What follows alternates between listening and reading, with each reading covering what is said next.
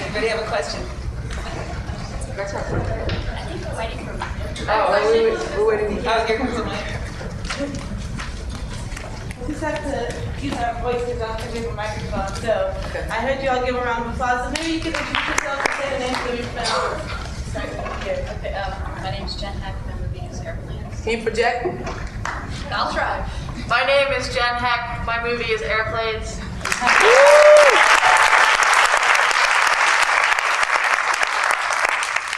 I'm Andrea James, the director of Casting Girls.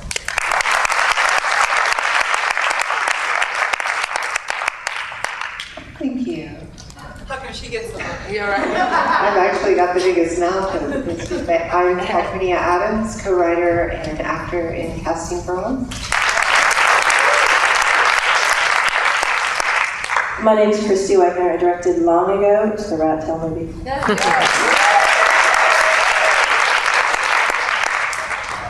Hi, my name's Anne Renton. I directed and produced Love is Love, the first film.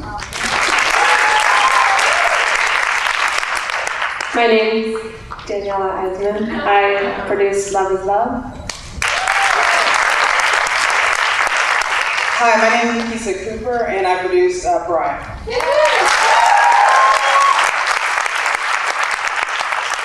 My name is Steve Reeves, and I wrote and directed Brian.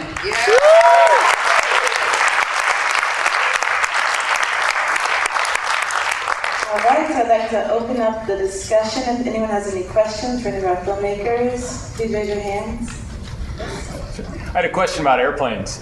What was the, or how did you come across the soundtrack in the background that narrated the production? Was it something that you had already seen, or did you research for it, or was it? No, I'm a complete weirdo. Yeah.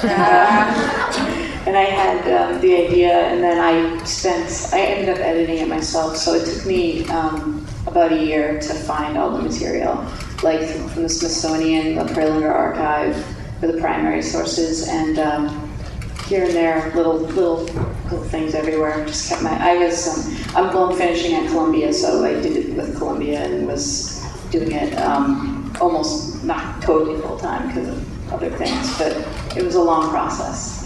Did you have the idea before you had heard the clips, or did you? Yeah. I had the idea. I actually wrote it, and I wrote a narration for it, like my own educational film. Mm-hmm. And I ended up, as I was acquiring material, and going with just using all the archival footage, and still, the movie changes a little bit with that, but it was just a different feel.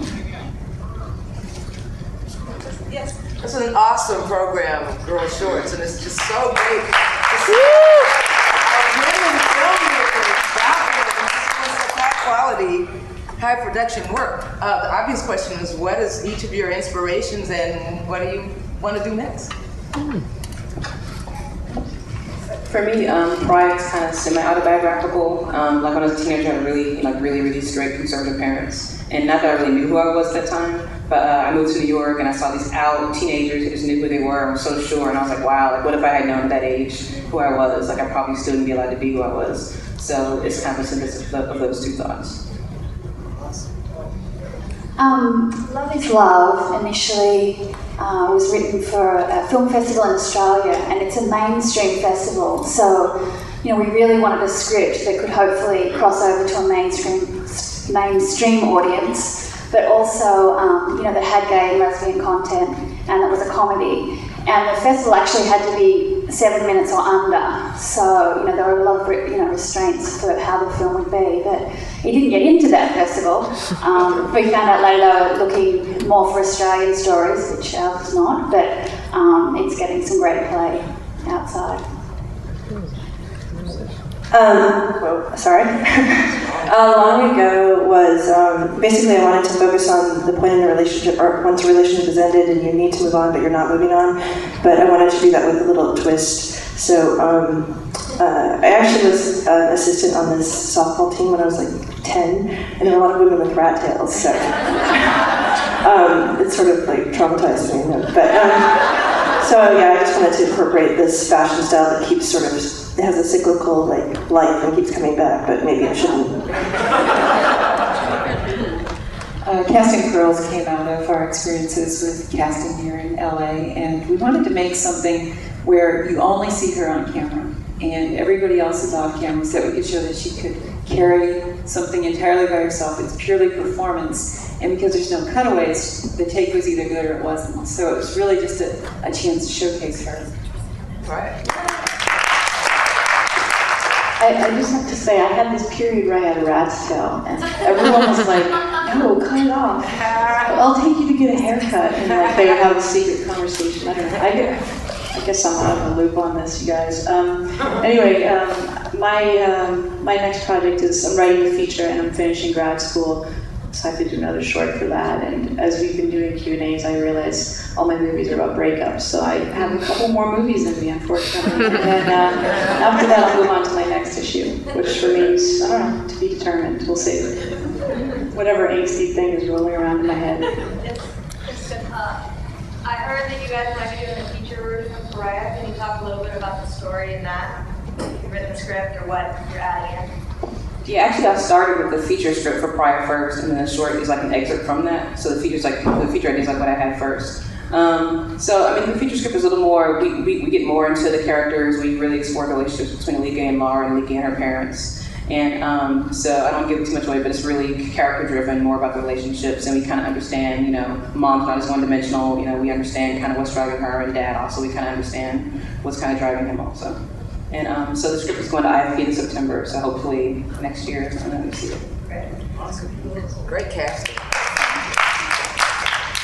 Andrea and Andrew, when Casting Girls came out, what reaction did you get from, say, the Hollywood production?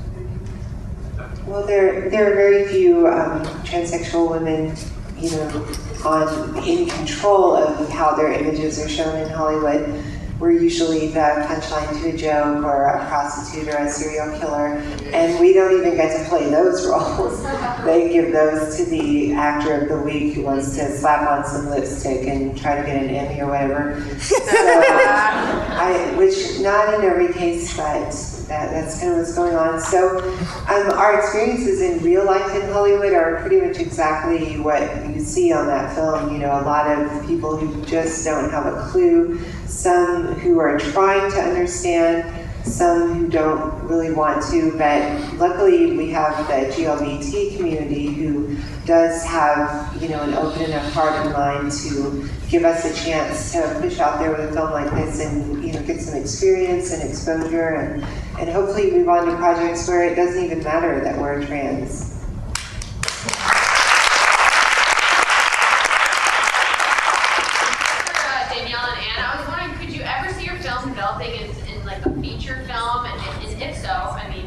How would you go about doing that if you could possibly imagine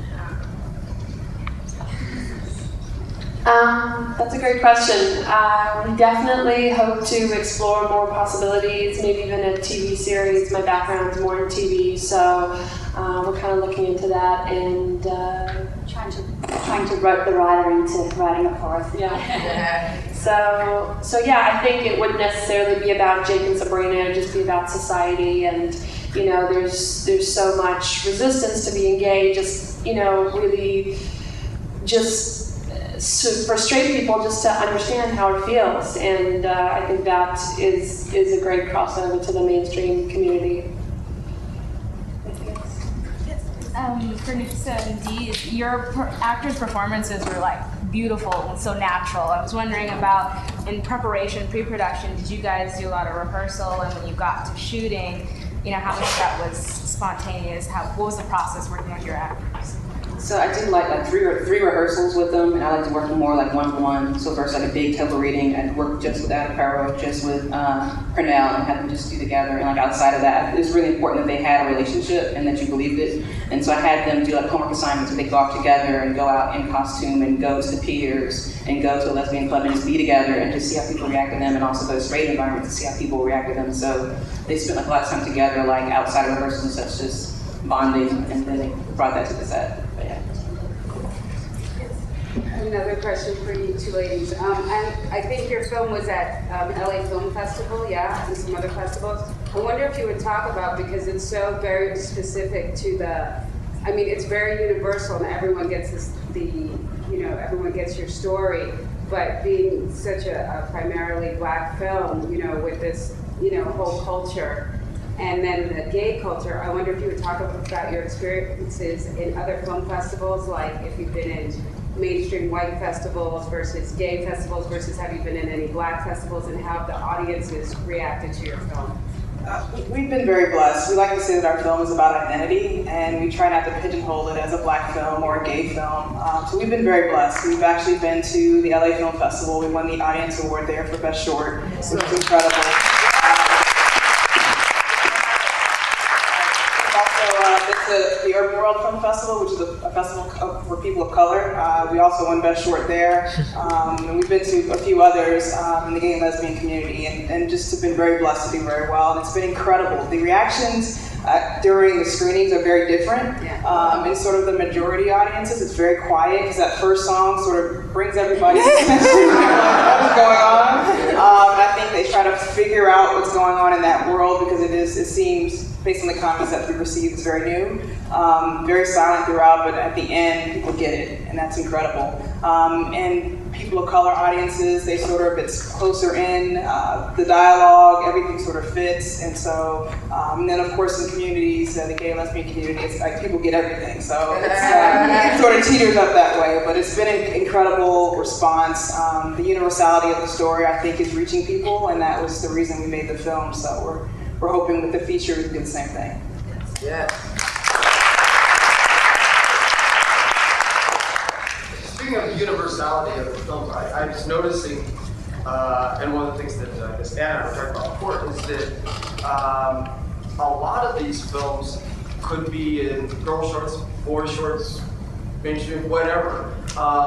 Has there been any movement, or is there anything that you as filmmakers can do to encourage, possibly OutFest maybe is directed to have a general interest shorts category or something like that?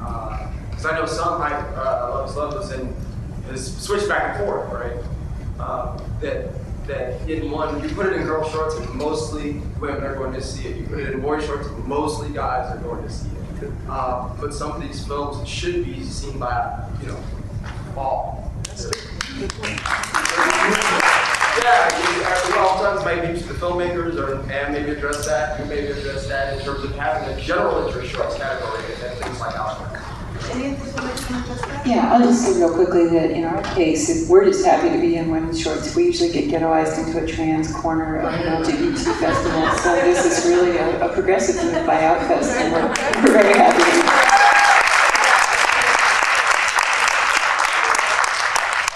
The trans corner is not the ghetto. Don't say that. I think that's a great question. Yeah, our film did play in the boy shorts in Frameline. It was very well received. And yeah, I'm not sure about OutFest. I don't think they have a mixed short. I know Sydney Gay and Lesbian Film Festival does a mixed short program, and I've been a couple of times, and it is just really great thing to integrate the shorts. And yeah, and hopefully, well, your film played at the LA Gay and Lesbian Film Festival, the LA Film Festival, and our film's playing at Palm Springs International Film Festival, so hopefully, it will get out there to all audiences. I think from the film festival's perspective that each film festival has their own category, so this is a gay and lesbian film festival. It's not, maybe it should be LGBT film festival, I don't know, but that's the point of view that it's coming from, so it's going to find a category within that context, and I think that the filmmakers know what their heart is and know what their story is, and they send their films to festivals that may receive it, and I think that their experience reflects that. A film festival is sort of designed to serve their audience that way, so. I don't know if that answered your question. What I meant was not necessarily to eliminate a girl shorts and boy shorts program, but have a possible mixed shorts program where films, because honestly I thought that probably most of these films could be in addition to have a mixed shorts program or whatever. Like if there are the ones that, yes, these are just going to appeal to the boys because there's all this, whatever, boy comic going on. That sort of thing. But whereas these were so universal, it to me would be great for everybody to be seeing. I think that's a really lovely progressive idea, and I think that it's something that should certainly be talked about. So I'll definitely let Atlas know. One thing I can just say with the bigger film festival world, in my experience, is like, if you go to a non-gay film festival, like it's all about the programming, so whatever it plays well with. And sometimes the bigger festival that is like a regular straight festival will have a gay program, or sometimes not. It's like, I don't know, you guys know more about how they program them together. So I mean, I guess that's good, and sometimes not good to be if you're pigeonholed in some giant festival, but it's like this is the gay part of the festival. I mean, it's definitely, all I can say is it's something that you see and you're like, what section are they going to put me in, or how are they going to see the movie? And every programmer sees the movie differently, whether it's a gay festival or a straight festival, or U.S. versus international is like a huge difference. Also, I find the aesthetic of the programmers and the other films that are coming in. So one tends to affect the other, what you're screening with, what else has been submitted. But I have a question. How would the audience participate? Like the gentleman is saying, I do the same way. I went and came to see this film, the shorts, but the young lady came up to me and told me, and my mother, I got mine from the picture done, so I thank you for telling that story, because that's my story. It went like that. And what I'm concerned with is like, we're the audience, the viewer, and a lot of people are filmmakers and directors or people that donate. But is there like a forum or a symposium where audience can participate and throw those ideas at? Because we're the people that pay to come and see the films, and granted, it's here to be for us to participate, because I've been coming here for like almost 20 years, and I've seen a lot of progression. But the mix of films, because it is kind of, I hate to use the word segregated, but to a certain degree now the films have progressed where they can mix. And where could we put our 2 cents in to say this is what we would like to see? I think that you can do that by either emailing or calling OutFest and talk to the programmers. It's really open. I think that there's not a big divide between the programmers and the audience. It feels like a community. So I think it's important to voice your opinion. If you have one, definitely express it. You can call. I think when you go online to outfest.org, there's all kinds of ways to contact. So look at the staff and talk to whoever you think is the person that you want to talk to about that. I think it's important to do it. Certainly. Yes. Hey, first of all, I want to say it's amazing to have all of those artists together over there. So talented and all together on one stage.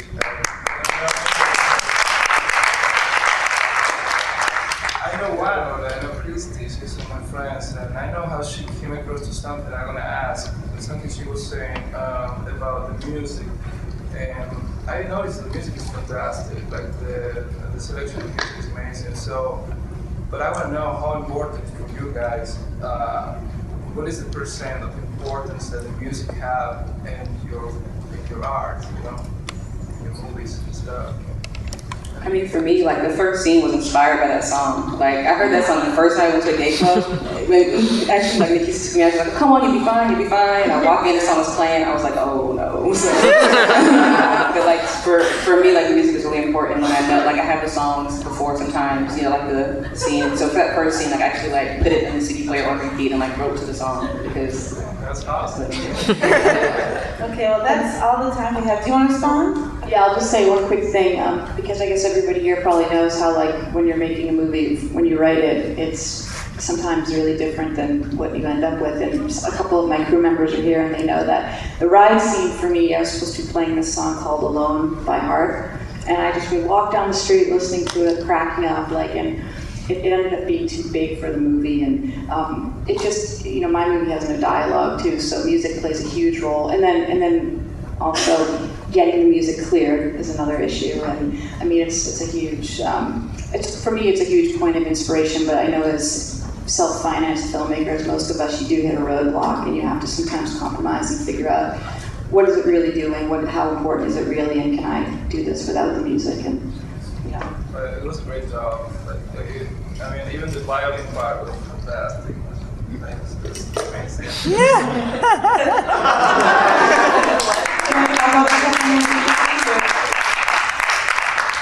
I do really play the fiddle. I grew up in the South, and that's how we And communicate. how? Okay, any last burning questions? T? Yes. I have a really short question on Long Ago. Was there specific symbolism behind the changing scissors in each of the cutting scenes? Just that she was trying much harder. She thought the bigger scissors would perhaps do the job. Yeah. Okay. Thank you.